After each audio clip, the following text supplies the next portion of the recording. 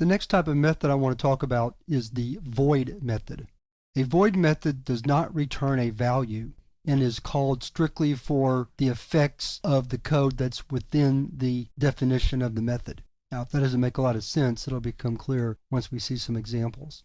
This lesson will introduce you to some simple examples of void methods, and then in the next lesson, where we talk about reference parameters, I'll show you a classic example of a useful void method. But first of all, I just want to show you the logistics of how void methods work.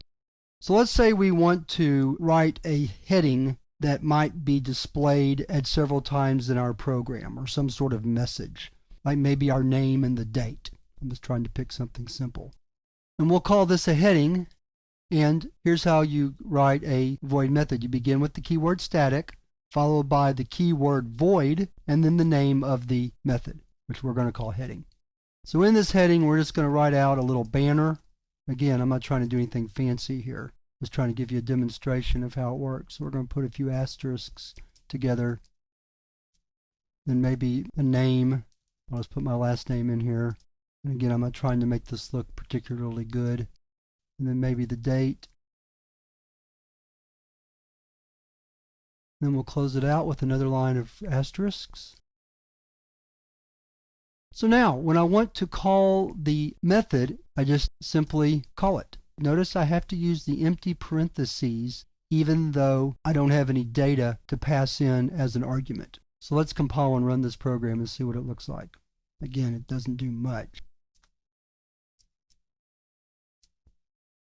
So a void method, when it's called, will simply execute the lines of code inside the definition and then return. So when I called heading, all it did was wrote out my heading, the lines that are inside the definition for the method, and then returned to the program. If I had something to do after the heading, then it would have performed those tasks just like any other program.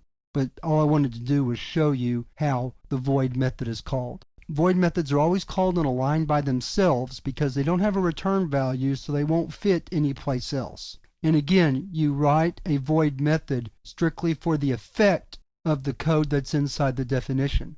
Now, void methods can have parameters. So what I could have done is I could have added two parameters to this method and had it print like so.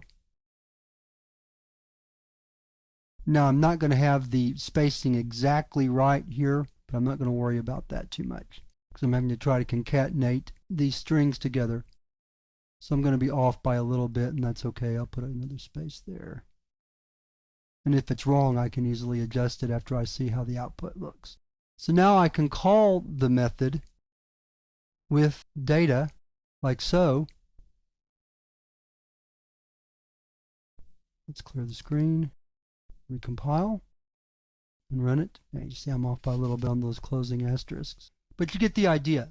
So a void method is called for the effects of the code that's inside the definition. It can have parameters, and the rules for the parameters and arguments are the same as for value returning functions. Anytime you have a long series of calculations or computations, even if it's just printing out data, that you're going to perform over and over again, it's a good idea to put those into a void method. So like if I need to use this heading in several different places in a program or in several different programs, it makes sense to write it out as a void method.